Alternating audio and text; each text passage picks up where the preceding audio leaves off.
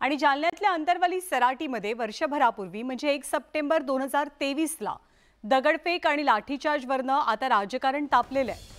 कारण अंतरवली सराटीतील दगडफेकी मागे राष्ट्रवादी शरदचंद्र पवार पक्षाचे नेते राजेश टोपे आणि आमदार रोहित पवार असल्याचा गंभीर आरोप मंत्री छगन भुजबळांनी केला.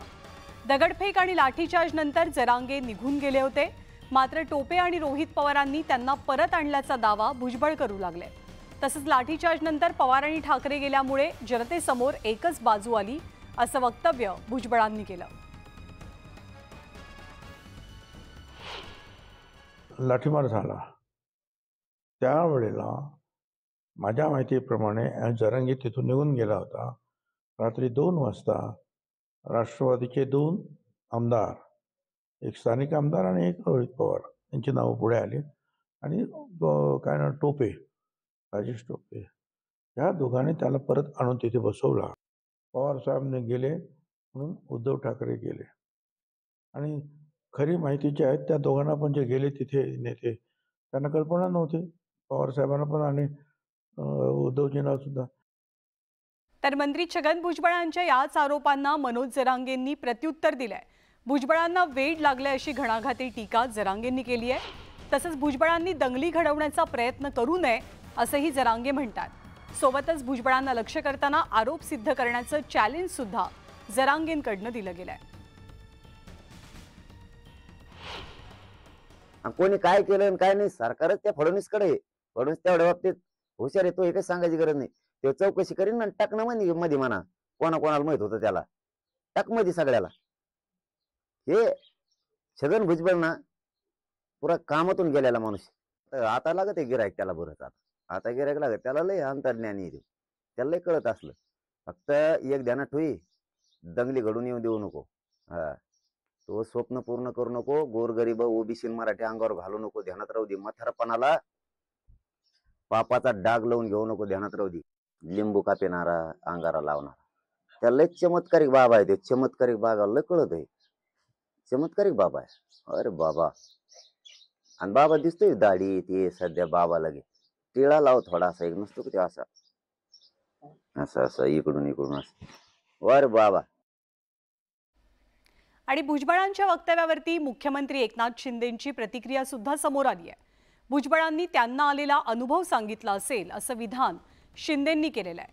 तर लाठीचार्ज झाला नसता तर जरांगेंसारखा नेता मिळाला नसता असं वक्तव्य विरोधी पक्षनेते विजय वडेट्टीवारांनी केलंय. अनुभव त्यांनी कथन केला असेल. मी यावर एवढंच सांगेन की हे सरकार जे आहे महायुती मराठा समाजाला न्याय देणारं सरकार आहे. सरकार म्हणून त्यांच्याकडे अधिक माहिती असेल, पण लाठीचार्ज केला नसता तर मनोज जरांगे नावाचा नेता महाराष्ट्रामध्ये मिळाला नसता. ठाण्यामधले शिवसेनेचे दिवंगत नेते आनंद दिघे यांचं आनंद आश्रम हे शिवसैनिकांचं प्रेरणास्थान आणि श्रद्धास्थान. या आनंद आश्रमात एका खोलीत आनंद दिघेंचं वास्तव्य होतं. मात्र आनंद आश्रमामध्ये घडलेल्या एका प्रकारामुळे संतापाची लाट उसळली आहे. शिवसैनिकांचं श्रद्धास्थान असलेल्या आनंद दिघेंच्या आनंद आश्रमामध्ये शिवसेनेच्या पदाधिकारी आणि कार्यकर्त्यांनी पैसे उधळल्याचा व्हिडिओ सोशल मीडियावरती व्हायरल झालाय. दरवर्षीप्रमाणे यंदाही ढोलताशा पथकांसह गौरी गणपतीची विसर्जन मिरवणूक आनंद आश्रमामध्ये दाखल झाली. या मिरवणुकीत लहान मुलांसह भक्त नाचत होते. या लहान मुलांवरती शिवसेनेचे पदाधिकारी आणि कार्यकर्त्यांनी पैशांची उधळण केली. धक्कादायक बाब म्हणजे दिघे यांच्या तसबिरीवरनं पैसे ओवाळून त्याची उधळण झाली. त्यामुळे दिघेंच्या समाजसेवेचं पावित्र्य नष्ट केल्याचा आरोप केला जातोय. आनंद दिघे हयात असते तर त्यांनी हंटरनं फोडून काढलं असतं असा हल्लाबोल ठाकरे गटाचे खासदार संजय राऊत यांनी केलाय.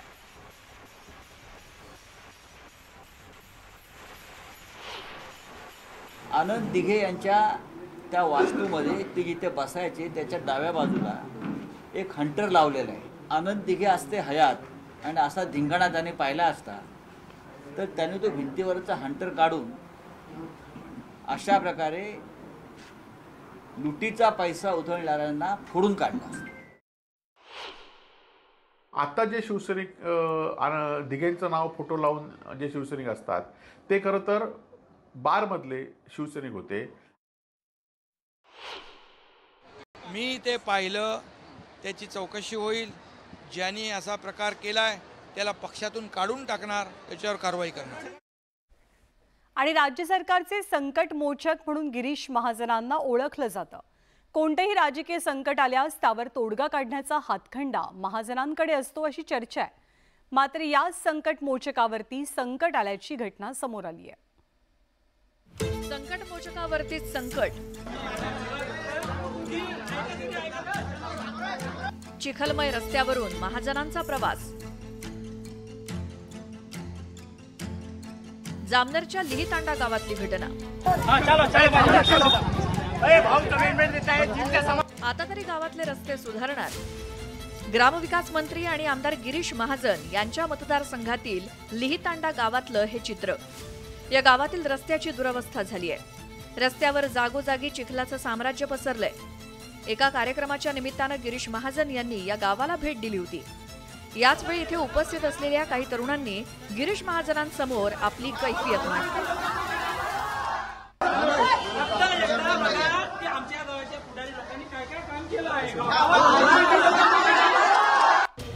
यानंतर गिरीश महाजन एका तरुणाच्या बाईकवरून निघाले. चिखलानं आणि पाण्यानं भरलेल्या रस्त्यावरून बाईक चालवणारा तरुण आणि मागच्या सीटवरती बसलेले गिरीश महाजन असं चित्र यावेळी बघायला मिळालं. गिरीश भाऊ महाजन, गिरीश भाऊ महाजन.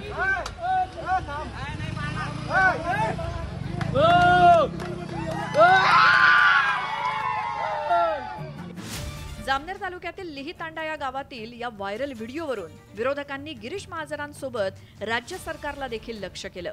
हे सरकारला, संपूर्ण सरकारलाच एक दिवस या राज्यातून पळून जायची वेळ येणार. ज्या प्रकारचं वातावरण या राज्यामध्ये आहे, जी चीड आणि संताप लोकांच्या मनात आहे, त्याच्यामुळे एक मंत्री काय, मुख्यमंत्र्यांसह संपूर्ण सरकार जरी भविष्यात पळून गेलं निवडणुकीच्या आधी, तरी आश्चर्य वाटणार नाही. गावकऱ्यांचा कोणताही रोष नसल्याचं सांगत विरोधकांनी या घटनेचा विपर्यास केल्याचा दावा गिरीश महाजन यांनी केला. रस्त्याचं जे काम राहिलंय ते पूर्ण करण्याची आपली जबाबदारी असल्याचं त्यांनी स्पष्ट केलं. थोडा खोलगट भाग होता, तिथे पाणी साचलेलं होतं आणि त्या पाण्यातून आम्ही गाडी टाकली माझ्या कार्यकर्त्यांनी आणि मी बाहेर निघालो तिथून. म्हणजे रस्ता कंटिन्यू केला, एवढाच तो विषय आहे. पण विरोधकांनी त्याचा फार विपर्यास केलेला आहे. मला वाटतं तर घोडा मैदान समोर आहे, तुम्ही ताकदीने लढा. आता मी तर 6 वेळा आमदार झालेलो आहे. आता कोणाला ज्याला तिकीट मिळेल भाजपचं त्याच्या विरोधामध्ये तुम्ही लढा ना. गिरीश महाजन हे सरकारचे संकटमोचक समजले जातात. मात्र लिहितांडा गावात संकटमोचकालाच संकटानं घेरल्याची चर्चा आहे. चिखलमय रस्त्यावरून मंत्र्यांनी प्रवास केल्यानंतर तरी या गावातील रस्त्यांची स्थिती सुधारेल इतकीच अपेक्षा. Bureau report, news 18 Lokmat. आणि विधानसभा निवडणुकांच्या पार्श्वभूमीवर उपमुख्यमंत्री देवेंद्र फडणवीसांच्या सागर निवासस्थानी एक महत्त्वाची बैठक पार पडली. मुंबई दौऱ्यावरती आलेल्या भाजपचे राष्ट्रीय अध्यक्ष JP नड्डा यांच्या उपस्थितीत ही बैठक झाली. विधानसभा निवडणुकीचा आढावा नड्डांनी घेतला. शिवसेना राष्ट्रवादीला सोबत घेऊन लढा अशा सूचना नड्डांनी भाजप नेत्यांना दिल्यात. महायुतीचे उमेदवार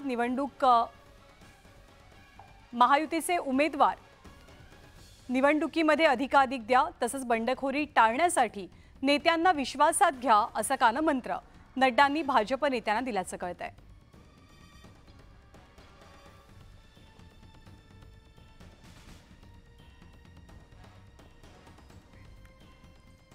आणि राज्याचे आरोग्य मंत्री तानाजी सावंत यांच्या परंडा विधानसभा मतदारसंघात शनिवारी लाडकी बहीण योजनेच्या कार्यक्रमाचं आयोजन केलं गेलं होतं.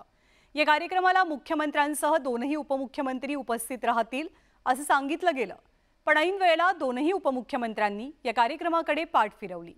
भाजपचे राष्ट्रीय अध्यक्ष JP नड्डा मुंबई दौऱ्यावरती असल्यामुळे देवेंद्र फडणवीस या कार्यक्रमाला हजर राहू शकले नाहीत. पण अजित पवारांच्या गैरहजेरीबद्दल अनेक तर्कवितर्क लढवले जाऊ लागलेत. आरोग्यमंत्री तानाजी सावंतांवरच्या नाराजीमुळेच अजित पवारांनी कार्यक्रमाकडे पाठ फिरवल्याचं बोललं जात आहे. कोणी पत्रकार म्हणतील अरे दोन्ही उपमुख्यमंत्री नाहीत, त्याच्यामध्ये अजून विरोधक राजकारण करतील. परंतु आपल्याला मी सांगतो, मुंबईमध्ये नड्डा साहेब आलेत, भारतीय जनता पक्षाचे अध्यक्ष देवेंद्रजी तिकडे आहेत, अजितदादा त्यांच्या दुसऱ्या कार्यक्रमात आहेत. खरं म्हणजे एक टीम आहे आमची. ही टीम जी आहे हे टीम म्हणून आम्ही काम करतोय. विधानसभा निवडणुकीची तयारी सुरू असताना केंद्र सरकारनं एक मोठा निर्णय घेतलाय. केंद्र सरकारनं कांदा उत्पादक शेतकऱ्यांना दिलासा देणारा निर्णय घेतला. सरकारनं कांद्यावरील निर्यात मूल्य रद्द केल्यानंतर आता निर्यात शुल्कात सुद्धा सरकारकडनं कपात झाली आहे. कांद्यावरती आता 40% निर्यात शुल्काच्या ऐवजी 20% शुल्क आकारणी करण्यात येणार आहे. या निर्णयामुळे नाशिकच्या कांदा बाजारपेठेत कांद्याच्या दरात सुधारणा होण्याची शक्यता आहे. सोबतच कांदा सोयाबीन उत्पादकांना 1600 कोटींची मदत करण्याचा निर्णय सरकारनं घेतलाय. तसंच बासमती तांदळावरील $950चं निर्यात शुल्क सुद्धा आता हटवलं गेलंय.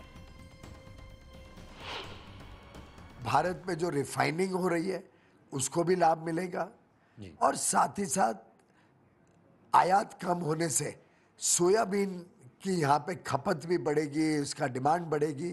किसानों को मुझे लगता है एमएसपी से भी ज़्यादा रेट, वैसे तो हमने निर्णय लिया ही है कि एमएसपी पे सरकार खुद खरीद लेगी, लेकिन अब एमएसपी से भी ज़्यादा रेट सोयाबीन पे मिलना लगभग नक्की है.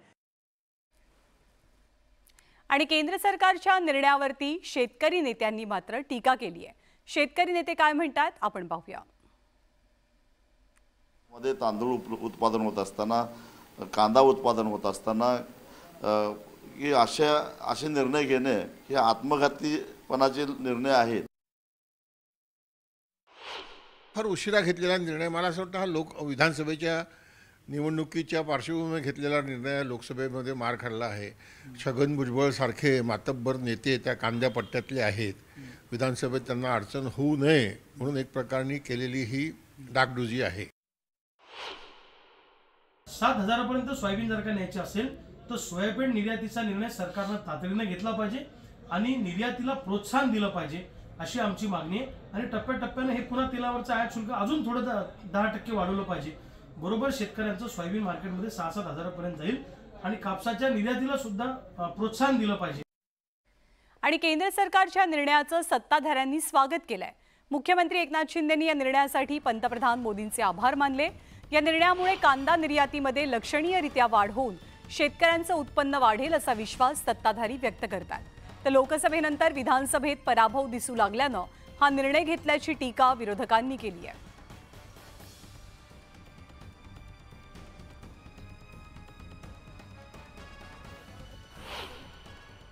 खूप महत्त्वपूर्ण या शेतकऱ्यांची मागणी ही आज केंद्र सरकारने त्या ठिकाणी मान्य केलेली आहे आणि म्हणून मी केंद्र सरकारचं मनापासून अभिनंदन करतोय.